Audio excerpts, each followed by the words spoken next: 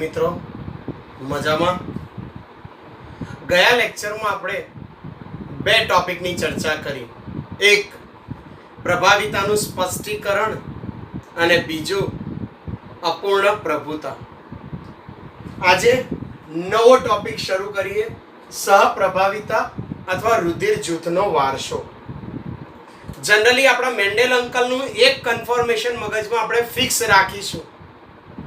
એક લક્ષણ, બે અભિવ્યક્તિ, બે જ કારકો હોય, એક પ્રભાવી ને એક પ્રચ્છન્ન. પણ એને ખોટો સાબિત કરતો એક પ્રયોગ કર્યો આપણે ગઈ વખતે, અપૂર્ણ પ્રભુતા. ના કોઈ પ્રભાવી ના કોઈ પ્રચ્છન્ન, બંનેની સંયુક્ત અસર જોવા મળી. બરાબર ને? બંને પોતપોતાનું થોડું પ્રભુત્વ ગુમાવ્યું હતું. આજે આગળ વધીએ. શેનાથી? સહપ્રભાવિતા. અત્યાર સુધીમાં આપણે એવા સંકરણોની ચર્ચા કરી છે. અત્યાર સુધીમાં આપણે એવા સંકરણોની ચર્ચા કરી છે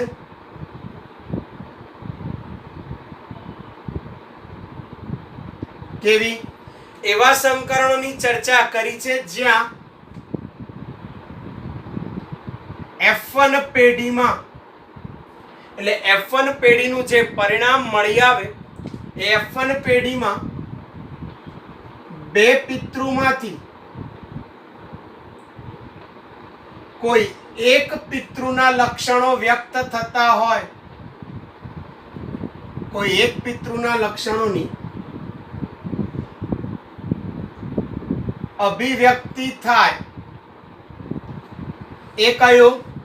તો એને આપણે જે નામ આપ્યું હતું એ જ શું કહ્યું હતું? એને પ્રભુતાના નિયમથી સમજ્યા હતા તે. અને બીજી શેની ચર્ચા કરી? કે બે પિતૃમાંથી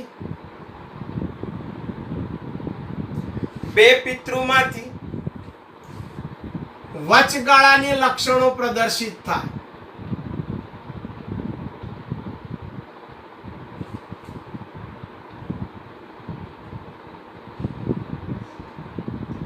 અપૂર્ણ પ્રભુતા. અત્યાર સુધીમાં આપણે આ ચર્ચા કરી છે. શું? કે F1 પેઢીમાં એક પ્રયોગ એવો જોયો ઊંચાઈ વાળો, જેમાં એક પિતૃના લક્ષણ પ્રદર્શિત થતા હતા, બીજા નહીં. F1 પેઢીમાં પ્રભુતાનો નિયમ. અને ગયા લેક્ચરમાં આપણે જે જોયું, બે પિતૃમાં વચગાળાના લક્ષણ આયા F1 પેઢીમાં. વચગાળાના લક્ષણ એટલે ગુલાબી રંગ વાળું, એને આપણે કીધું અપૂર્ણ પ્રભુતા. ચાલો આજે જોઈએ સહપ્રભાવિતા. સહપ્રભાવિતા એવી ઘટના છે, સહપ્રભાવિતા એવી ઘટના છે કે જેમાં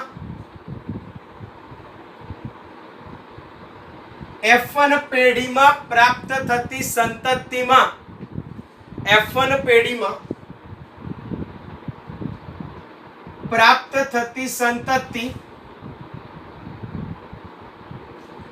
બંને પિતૃઓને મળતી આવે છે. ઓકે, એટલે સહપ્રભાવિતા એવી ઘટના છે. અપૂર્ણ પ્રભુતામાં શું થતું હતું? બંને કરતા વચગાળાના લક્ષણ. આમાં શું થશે? બંને પિતૃઓની સંયુક્ત અસર, બે પિતૃઓની અસર જોવા મળે તો એને કહેવામાં આવશે સહપ્રભાવિતા. આ સમજવા માટે એનું ઉદાહરણ છે માનવીનું. તેનું ઉદાહરણ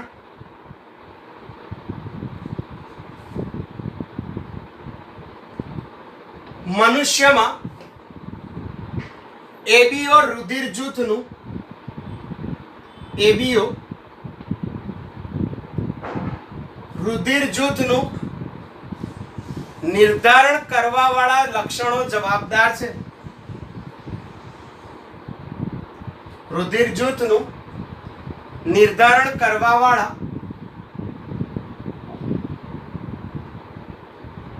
વિભિન્ન લક્ષણો છે.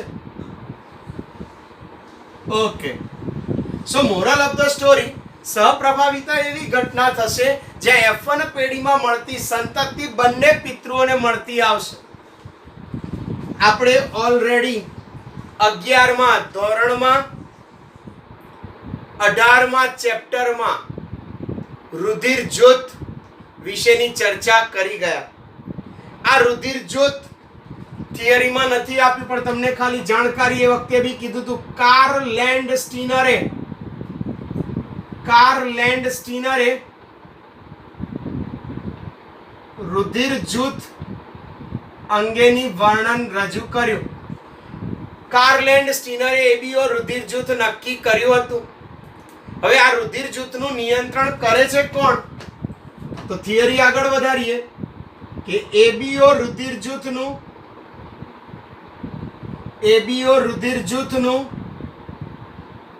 નિયંત્રણ કેપિટલ આઈ જનીન દ્વારા થાય છે. એબીઓ રુધિર જૂથનું નિયંત્રણ કેપિટલ આઈ જનીન કરે છે. આ જનીન ક્યાં હોય છે? રક્તકણના કોષરસ સ્તર. રક્તકણના કોષરસ સ્તરની સપાટી પરથી બહારની તરફ, એટલે રક્તકણના કોષરસ સ્તરની સપાટી પરથી બહારની તરફ ઉપસેલી શર્કરાના પોલિમર આવેલા હોય છે. શર્કરાના પોલિમર આવેલા હોય છે. માનવ રુધિરમાં રક્તકણમાં કોષરસ પટલની સપાટી પર બહારની તરફ ઉપસેલા શર્કરાના પોલિમર આવેલા હોય છે. આ પોલિમર કયા પ્રકારનું હશે? આ પોલિમર કયા પ્રકારનો હશે? તે આઈ જનીન નિયંત્રિત કરે છે. એટલે એના પર જે શર્કરા ધરાવતો જનીન પોલિમર આવેલો છે, એ પોલિમર કયા પ્રકારનો હશે એ આઈ જનીન નિર્ધારિત કરે છે. હવે આ જનીનમાં 3 એલેલ આવેલા છે, એટલે કે આ જનીનના 3 કારકો છે, 3 એલેલ હાજર છે. હવે આ 3 એલેલ કયા કયા? 3 એલેલ માં એવું છે આઈએ પછી જઈએ ના હો, આઈએ, આઈબી અને સ્મોલ આઈ. આ 3 જનીનો છે. સામાન્ય રીતે એવું કહે છે કે કેપિટલ એલએલ આઈએ અને આઈબી, આઈએ અને આઈબી એકબીજાથી થોડી અલગ પડતી શર્કરાનું નિર્માણ કરે છે. આઈએ અને આઈબી બે અલગ અલગ પ્રકારની થોડીક શર્કરા એકબીજાથી અલગ પડતી હોય એવું નિયંત્રણ કરતી શર્કરા બનાવે છે. જ્યારે સ્મોલ આઈ કોઈ પણ શર્કરાનું નિયમન કરતી નથી, કોઈ પણ શર્કરાનું નિર્માણ કરતી નથી. Very good. હવે એક વાત યાદ રાખજો, આ આઈએ એટલે એ રુધિર જૂથ, આઈબી બી રુધિર જૂથ, સ્મોલ આઈ રુધિર જૂથ ના બનવા માટે, એટલે આ શર્કરા બનાવી શકતા નથી.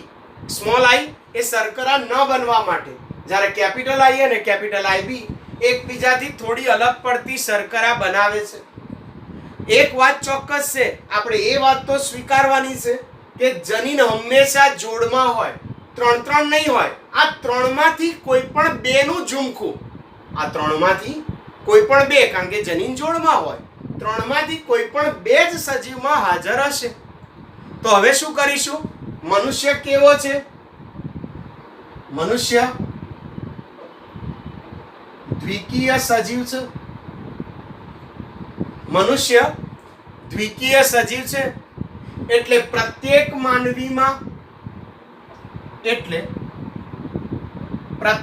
માનવીમાં આ 3 માંથી કોઈ પણ 2 એલેલ આવેલા હોય છે. કોઈ પણ બે એલેલ હાજર હોય છે. રેડી? ઓકે. સહપ્રભાવિતામાં બેની અસર સંયુક્ત જોવા મળશે. કોની ચર્ચા કરી? માનવ રુધિર જૂથ. ઉદાહરણમાં લીધું, નિયંત્રણ કરતું જનીન કયું? આઈ. આ શું કરે? રક્તકણના કોષરસ સ્તરની બહારની સપાટી પર ઉપસેલી શર્કરા બનાવે. કાં તો એ, કાં તો બી, કાં તો બનાવે જ નહીં. આઈ અને આઈબી એકબીજાથી થોડી જુદી પડતી શર્કરા છે, જ્યારે સ્મોલ આઈ કોઈ પણ પ્રકારની શર્કરા નથી. માનવી કેવા? દ્વિકીય. તો સ્વાભાવિક છે ત્રણમાંથી કોઈ પણ બે જ એલેલ હાજર હશે. હવે સામાન્ય રીતે એવું કહે છે કે આઈ એ અને આઈ બી એ સ્મોલ આઈ પર પ્રભાવી છે. આ ફાઇનલ છે. આ પ્રભાવી કોના પર? આના પર. આ પ્રભાવી કોના પર? આના પર. એટલે કે જ્યારે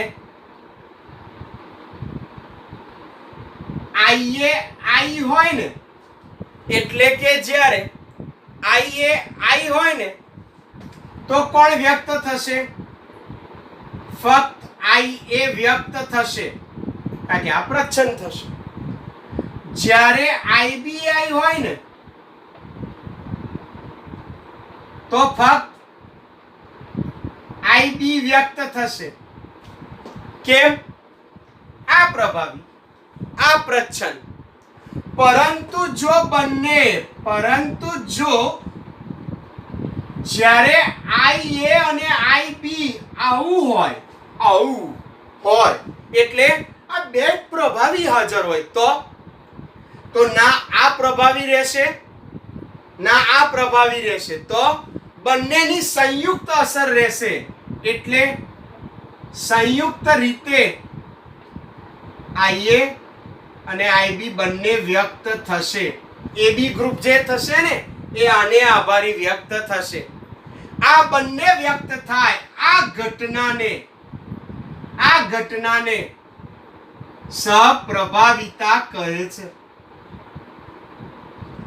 જો કેટલી સંભાવના હોય, બરાબર ધ્યાનથી સાંભળજો. જનીન જોડમાં હોય કેપિટલ આઈએ ઓકે, એ જ બને. કેપિટલ આઈબી બી જ બને. સ્મોલ આઈ બંને પ્રચ્છન્ન તો બી ઓ. પણ આઈએ આઈ હોય તો ખાલી આઈએ, આઈબી આઈ હોય તો ખાલી આઈબી.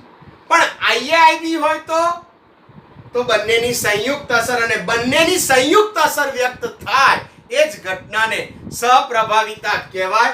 એનો મતલબ આવા વ્યક્તિમાં રક્તકણની કોષરસ સ્તરની બહારની સપાટી પર એ અને બી બંને પ્રકારની શર્કરા વ્યક્ત થશે. રેડી? હજી આ ઘટનાને આગળ વધારીએ. આમાં આપણને 6 અભિવ્યક્તિ મળશે. કેટલી? 6. કઈ જોઈએ.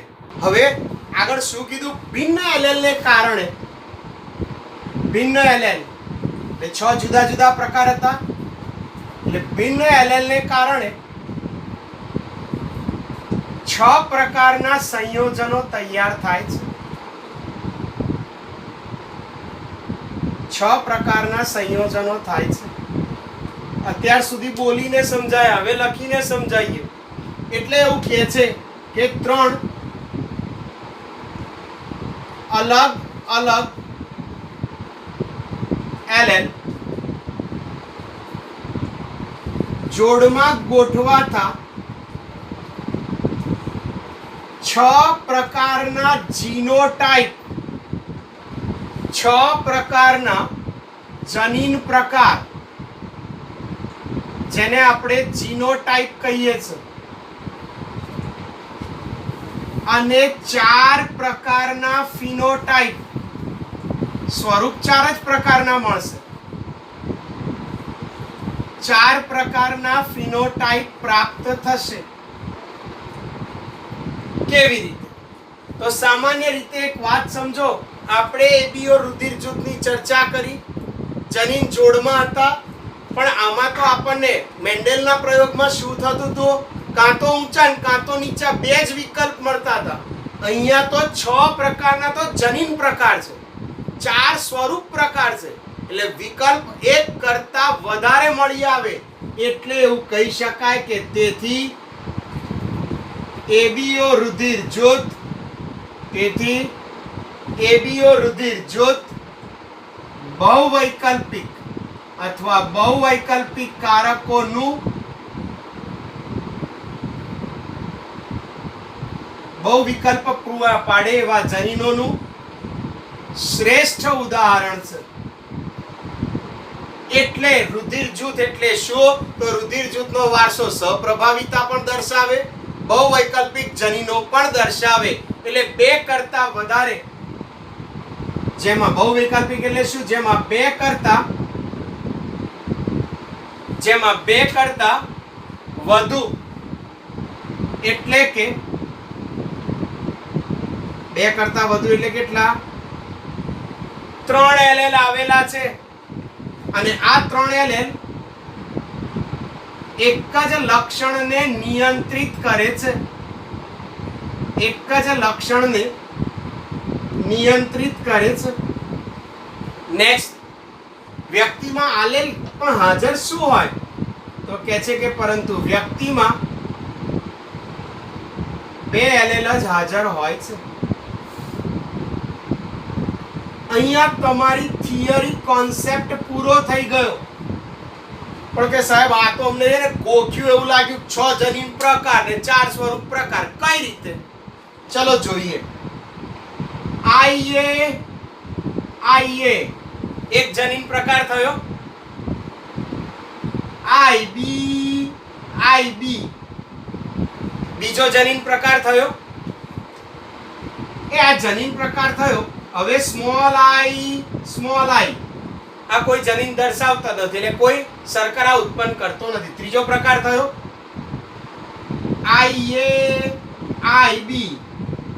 ચોથો પ્રકાર થયો સાહેબ હજી છે જ. હા જુઓ, આની ઓરમાં કેમ લખું છું? કારણ કે આમાં જુઓ આઈ લખું ને તો એ મીનિંગ એ જ થાય, અને કાં તો આઈબીઆઈ. કેમ એવું? આ પ્રભાવી, આ પ્રચ્છન્ન, આ પ્રભાવી, આ પ્રચ્છન્ન. કેટલા પ્રકારની શક્યતાઓ થઈ જનીનોની? 6. ચલો સ્વરૂપ જુઓ. આ બધા જ કયા પ્રકારનું રુધિર જૂથ ધરાવે? એ. આ કયા પ્રકારનું? બી. આ ઓ. આમાં બંનેની અભિવ્યક્તિ હોય એટલે કેવા? એ બી. સ્વરૂપ કેટલું થયું? એ બી એ બી ઓ. 4. રેડી? 4. એક ચાર્ટ આપ્યો છે કે પિતૃ અને 2 પિતૃ હોય, એક માતા એક પિતા. જો બે અલગ અલગ પ્રકારના જનીન બંધારણ ધરાવતા હોય તો સંતતિમાં જનીન પ્રકાર કેવો આવે અને એનું રુધિર જૂથ. તો ચાલો આપણે ગણીએ. એક પિતૃ 1, બીજો પિતૃ હોય 2, એમનો જનીન પ્રકાર કયો થાય તે, અને જે સંતતિ મળી હોય સંતતિમાં રુધિર જૂથ કયું આવે તે ચર્ચા કરીશું. તો ચર્ચા કરીએ. જો એક પિતૃ આઈએ હોય એટલે માતા પિતા બેમાંથી કોઈ પણ એક આઈએ હોય, અને બીજા પિતૃ એટલે બીજા પિતૃની વાત કરીએ એમનામાં પણ આઈએ હોય. કારણ કે જ્યારે યુગ્મનજનું નિર્માણ થાય ત્યારે એક પિતૃમાંથી એક જનીન આવે ને બીજા પિતૃમાંથી બીજો એક જનીન, એટલે માતા પિતા બેયનું એક એક જનીન હોય. એકનો આઈએ, બીજાનો આઈએ, આઈએ જનીન પ્રકાર થયો એટલે બાળકનું રુધિર જૂથ કેવું? એ. ચલો હા, હવે આવડવું જોઈએ. એક પિતૃ આઈએ, બીજો આઈબી, તો આઈબી રુધિર જૂથ કેવું થાય? એબી. ચાલો, એક પિતૃ આઈએ અને બીજો પિતૃ આઈ, બધી વેરાયટી ચેક કરવાની છે. આઈએ આઈ રુધિર જૂથ કયો? એ. ચાલો ચોથું IB IA, એટલે આમાં એવું જો AB ક્રમમાં કોઈ ફેર ના પડે, પહેલું બીજું લખો સરખું જ થાય. તો આ કયા પ્રકારનું રુધિર જૂથ? AB IB IB, એટલે IB IB બંને એક સરખા રુધિર જૂથ કયું? B IB I IB I રુધિર જૂથ કયું? B. ચલો એક પિતૃ I બીજો પિતૃ I કોણ I તમને ખબર હો? તો I O. એ હા, આમાંથી જોવું હોય તો પણ જુઓ. એક, આ બંને સરખા છે. 2 3 4 5, ના તો સરખા છે. 6 જનીન પ્રકાર થયા. 1 2 3 4, બાકીના AB તો એનું એ જ છે. એટલે 6 જનીન પ્રકાર, 4 સ્વરૂપ પ્રકાર. આને સહપ્રભાવિતા, આ કોષ્ટક લખવાનું રહેશે. રેડી? આને લગતા 2-4 MCQ કરવા છે. ચાલો, આ થિયરી એવી છે કે એમાં MCQ કરવા જોઈએ. ચાલો કરાવડાવ. કરવાના હો પણ મારી જોડે, તમારે બી મહેનત કરવાની. રેડી? તો ચાલો MCQ જોઈએ. ચાલો કેટલીક એવી ચર્ચા કરીએ. ધારો કે કોઈ એક જગ્યાએ તમને માતાનું રુધિર જૂથ આપેલું હોય, બાળકનું રુધિર જૂથ આપેલું હોય, તો તમારે એવું નક્કી કરવાનું કે પિતાનું રુધિર જૂથ કેવું હોઈ શકે અને પિતાનું રુધિર જૂથ કેવું ના હોઈ શકે. આવો બી MCQ પૂછાય. આમાં ઘણી બધી વેરાયટી હોય, એટલી બધી જે ચર્ચા ના કરી શકાય લેક્ચર દરમિયાન, થોડીક જાતે કરવાની રહેશે. ચલો એક ચર્ચા કરીએ. ધારો કે માતાનું રુધિર જૂથ એ આપેલું છે અને બાળકનું રુધિર જૂથ પણ એ આપેલું છે. તો ચલો તમે નક્કી કરો કે પિતાનું રુધિર જૂથ કયું હોઈ શકે અને પિતાનું રુધિર જૂથ કયું ના હોઈ શકે. સંભાવના વિચારવાની છે. એક વાત તમને ખબર છે કે જ્યારે સંભાવના વિચારવી હોય ને ત્યારે તમને વિચારો વિકલ્પ શેમાં વધારે મળે? આમાં વિકલ્પ વધારે મળે કે આમાં વિકલ્પ વધારે મળે?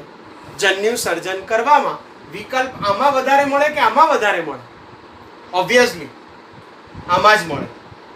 અને આવું હોય તો શેમાં વધારે વિકલ્પ મળે? આમાં. ક્લિયર? ચાલો, તો હવે હું જ્યારે પણ ધારીશ ને ત્યારે આના બદલે આ સંભાવના આવું હોઈ શકે, મારે વિચારવાનું છે, સંભાવના લેવાની છે. તો સંભાવના હું આવી નહીં આવી લઈશ તો મને ચોઈસ વધારે મળે. તો ધારો કે માતાનું રુધિર જૂથ IA I છે અને બાળક માટે બી મેં એવું ધારી લીધું કે બાળક પણ IA I છે. રેડી? એક વાત તો છે, બાળકમાં એક જનીન માતાનું ને એક જનીન પિતાનું, પણ કયું જનીન કોણે આપ્યું નક્કી નથી નક્કી. ઓકે, ધારો કે માતા IA આપે છે. આ માતાએ IA આપ્યું. સ્વાભાવિક છે તો સ્મોલ I કોણે આપ્યો હોય? સ્મોલ I કોણે આપ્યો હોય? પિતાએ. પિતામાં સ્મોલ I, પિતા કયા પ્રકારનું બ્લડ ગ્રુપ ધરાવતા હોઈ શકે કે જેમાં સ્મોલ I આવી શકે? પિતામાં આવું પણ, પિતા આવા પણ હોઈ શકે, પિતા આમાં પણ I આપી શકે. ના, આમાં સ્મોલ I નથી, પિતા પણ આપી શકે સ્મોલ I. એટલે પિતા કયા પ્રકારનો, જો પિતા સ્મોલ I આપે, પિતાએ સ્મોલ I આપ્યો હોય તો પિતા કયા પ્રકારના હોઈ શકે? A અથવા B અથવા O. પણ તમે આવું માનો? તમે કહો ના સાહેબ, માતાએ IA નહીં, માતાએ સ્મોલ I આપ્યો છે, આ આપ્યું છે, અને પિતાએ IA આપ્યો છે. મમ્મીએ સ્મોલ I આપ્યો તો પિતાએ IA, તો પિતા IA ક્યાંથી આપી શકે? A AB. આમાં ડેશ ચારે ગ્રુપ તો આવી ગયા. એનો મતલબ જો માતાનું રુધિર જૂથ એ હોય, જો બાળકનું રુધિર જૂથ એ હોય, તો પિતાનું રુધિર જૂથ A અથવા B અથવા O અથવા AB કંઈ પણ હોઈ શકે. સંભાવના વિચારવાની છે. આ ચાર ના હોય હો પપ્પાનું, આમાંથી કોઈ પણ એક પ્રકારનું હોઈ શકે. ક્લિયર? ક્લિયર? ચાલો આવું જ હોય તો હવે માતા B ને બાળક B, તો એ માં જેવું હોય એવું જ B માં થાય. ચાલો હજી એકવાર ચર્ચા કરી. ધારો કે માતાનું રુધિર જૂથ A હોય અને બાળકનું રુધિર જૂથ AB હોય.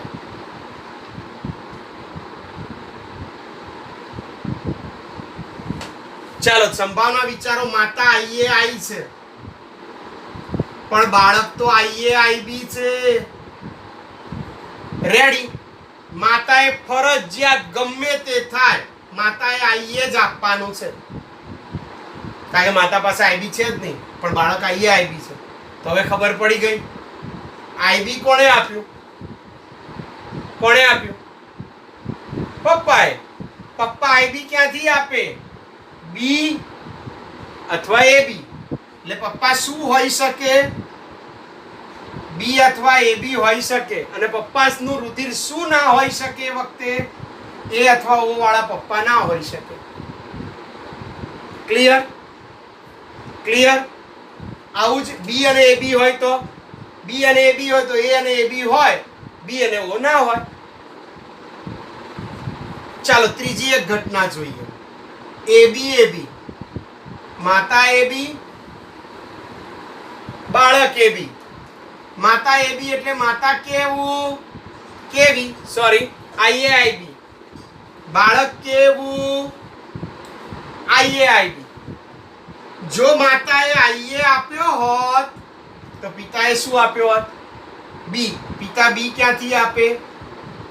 B અથવા AB માંથી. પણ ધારો કે માતાએ IB આપ્યો હોત તો પિતાએ શું આપ્યો હોત? IA. પિતા IA ક્યાંથી આપી શકે? A અથવા AB. AB અથવા AB. પિતા ગમે તે થાય, પિતા શું ના ધરાવતા હોય? ઓ રુધિર જૂથ ના ધરાવતા હોય. ક્યારે? જ્યારે માતા AB ને બાળક AB હોય ત્યારે. રેડી? આવડ્યું હો સાહેબ? ઓ ઓ ઓ ઓ. તો માતા I બાળક I. ઠીક છે, સ્મોલ I જ આપવાનો છે. તો પપ્પાએ સ્મોલ I ક્યાંથી આપવાનો? A અથવા B અથવા O. પપ્પા શું ના હોય? AB ના હોય. બોલો ક્લિયર? આ ક્યાંય નથી આપ્યું. આ તમારા નીટના વર્ઝનમાં ગણવું હોય તો પણ ચાલશે. નીટમાં પણ આવા MCQ પૂછાય છે. રેડી? એટલે નીટ વખતે હું અલગથી આવું નહીં કરાવું. રેડી? નહીં આવડે તો મને પૂછજો. પણ આ ક્લેરિટી છે. આમાં તમને જેટલી સંભાવના વિચારતા સારી આવડશે એટલું રિઝલ્ટ તમને સારું મળશે. ચલો કંઈક અલગ કરીએ. જો માતાનું રુધિર જૂથ A હોય, ઊંધું હો, અને પિતાનું રુધિર જૂથ B હોય, તો બાળકનું રૂધિર જૂથ શું ના હોય? બાળકનું રૂધિર જૂથ ના હોય. આ એમસીક્યુ પૂછ્યો, કયા પ્રકારનું ના હોય? આવો એમસીક્યુ પૂછાય ત્યારે મેં કીધું વેરાયટી વાળી સંભાવના લેવાની. ચલો માતા આઈ એ આઈ, ચલો પિતા આઈ બી આઈ, સંભાવના જ વિચારવાની છે. શું હોઈ શકે? એ બી, એ બી ઓ. તો બાળકનું રુધિર જૂથ ચારમાંથી કોઈ પણ પ્રકારનું હોય તો શું થાય? વિકલ્પમાં કંઈ જ નહીં જવાબ આવે. કેમ? કારણ કે માતા એ ને પિતા બી અથવા માતા બી ને પિતા એ હોય તો બાળકનું રુધિર જૂથ ચારમાંથી કોઈ પણ એક હોઈ શકે. હવે આમાં એક પેલો નવો મુદ્દો ના ઉમેરતા, પોઝિટિવ નેગેટિવ, એ આપણે ઓલરેડી 11માં ભણી ગયા. RH કારકને આધારે હોય. એ ઘટના જુદી, એ માતા કે પિતામાં પોઝિટિવ નેગેટિવનો સમસ્યા શું સર્જે એ ઓલરેડી આપણે 11માં ચર્ચી ગયા છે. રેડી? આગળ જોઈએ, પ્રભુતા વિશેનો જનીનની ચર્ચા કરીએ. ક્લિયર? એક નવો ટોપિક જોઈએ કે પ્રભુતા એ કોઈ જનીન કે જે એની માહિતી ધરાવતું હોય, એની નિપજનું સ્વાયત્ત એટલે સ્વતંત્ર લક્ષણ નથી. આની ચર્ચા કરવાની છે. એટલે પ્રભાવિતા માટેનું કોઈ કારક જનીન ધરાવતું હોય તો એ દરેક વખતે એની નિપજનું કોઈ સ્વતંત્ર લક્ષણ નથી. કેમ એવું? ઉદાહરણ સમજીશું તો જ સમજણ પડશે. સમજો, ધારો કે ક્યારેક કોઈ એક જનીન એવું છે કે આ જનીન એક કરતા વધારે અસર સર્જે છે. જનીન એક જ છે અને એ જનીન એક કરતા વધારે લક્ષણો પર અસર દર્શાવે છે. દાખલા તરીકે વટાણાના બીજમાં સ્ટાર્ચ નું નિર્માણ એટલે સંશ્લેષણ કરવા માટે એક જનીન છે. વટાણાના બીજમાં સ્ટાર્ચનું સંશ્લેષણ કરવા માટે એક જનીન છે જે એને નિયંત્રિત કરે છે. એમાં બે કારક છે, એક છે કેપિટલ બી અને એક સ્મોલ બી. આપણે જાણીએ છીએ બે વિરોધાભાસી વૈકલ્પિક કારક હોય. રેડી? સામાન્ય રીતે સ્ટાર્ચનું સંશ્લેષણ બીબી કેપિટલ બીબી સમયુગ્મ દ્વારા થાય. એટલે જો વટાણાના છોડમાં કેપિટલ બીબી હાજર હોય તો સ્ટાર્ચનું સંશ્લેષણ થાય ને આવા સ્ટાર્ચ મોટા કદના સારી ક્વોલિટીના સ્ટાર્ચ ઉત્પન્ન થાય છે. આનાથી ઉલટું, જો વિપરીત બીબી સમયુગ્મી હોય, સ્મોલ બીબી હોય, તો સ્ટાર્ચનું સંશ્લેષણ થશે પણ સ્ટાર્ચ ઓછી સક્રિયતા વાળો અને નાના કદનો ઉત્પન્ન થશે. પેલામાં સક્રિય મોટા કદનો બન્યો, આમાં ઓછી સક્રિયતા વાળા નાના કદનો. હવે આ કેપિટલ બીબી એ બીજનો આકાર માટે પણ જવાબદાર છે. તો ફરી પાછું જ્યારે છોડ પરિપક્વ બનશે ત્યારે કેપિટલ બીબી ગોળ બીજ દર્શાવે છે અને સ્મોલ બીબી ખરબચડા. અચ્છા, એક જ જનીન બે અસરો. મજા પડે એવું છે. કેપિટલ બીબી સ્ટાર્ચ મોટા કદના સક્રિય, સ્મોલ બીબી સ્ટાર્ચ ઓછા સક્રિય નાના કદના. કેપિટલ બીબી બીજ ગોળ, સ્મોલ બીબી બીજ ખરબચડા. હવે જ્યારે બીબી બીજ હોય, કેપિટલ બી સ્મોલ બી, તો બીજ ગોળ થયા. આમાં શું થયું જરા જુઓ. બીજ ગોળ આયા એટલે કેપિટલ બી પ્રભાવી તરીકે વર્ત્યું. અને જો આવું બીબી સ્ટાર્ચ સંશ્લેષણમાં ભાગ લે ને તો સ્ટાર્ચ મધ્યસ્થ કદના બન્યા, ના મોટા બન્યા ના નાના બન્યા, મધ્યસ્થ કદના. એટલે બીબી બીજમાં ઉત્પન્ન થતા સ્ટાર્ચ કણનું કદ સ્વરૂપ પ્રકાર માનવામાં આવે તો અપૂર્ણ પ્રભુતા થઈ. જો કેપિટલ બી પ્રભાવી હોત તો મોટા કદની બનત, સ્મોલ બી પ્રભાવી હોત તો નાના કદનું બનત. પણ બે કરતા વચગાળાનું બન્યું. એક જ જનીન કેપિટલ બી ને સ્મોલ બી સ્ટાર્ચનું સંશ્લેષણ પણ કરે, બીજનો આકાર પણ કરે. કેપિટલ બીબી મોટા કદની સ્ટાર્ચ, સક્રિય સ્ટાર્ચ. સ્મોલ બીબી નાના કદની સ્ટાર્ચ, ઓછી સક્રિય. કેપિટલ બીબી ગોળ બીજ, સ્મોલ બીબી ખરબચડા બીજ. હવે કેપિટલ બી સ્મોલ બી હોય તો વચગાળાનું ના થતા કેપિટલ બી પ્રભાવી હોવાથી ગોળ બીજ આયા અને કેપિટલ બી સ્મોલ બી માં સ્ટાર્ચ કણ મધ્યસ્થી. આ શું દર્શાવે છે કે પ્રભાવિતા કોઈ જનીનની નિપજ પર નહીં, એના વચગાળાના પણ આધાર રાખે. એટલે પ્રભુતા એ કોઈ જનીન જેની માહિતી ધરાવતું હોય એની નિપજનું સ્વતંત્ર લક્ષણ નથી. કેમ? જો જનીન એક કરતા વધારે સ્વરૂપ પ્રકાર દર્શાવતું હોય તો એ જનીનની નિપજ પર પણ આધાર રાખે અને એના સ્વરૂપ પ્રકાર પર પણ એટલો જ આધાર રાખે છે. એટલે એક કરતા વધારે અસર હોય એ કિસ્સામાં આ ઘટના જોવા મળે છે. પ્રમાણમાં ઘણું સહેલું છે. બે મુદ્દા જોયા, રુધિર જૂથનો વારસો અને પ્રભાવી જનીન એ સ્વાયત્તતા પર આધારિત નથી, એક કરતાં વધારે અસર દર્શાવતી હોય તો એ બંને પર ચર્ચા કરે છે. અહીંથી આગળ આવતા અંકે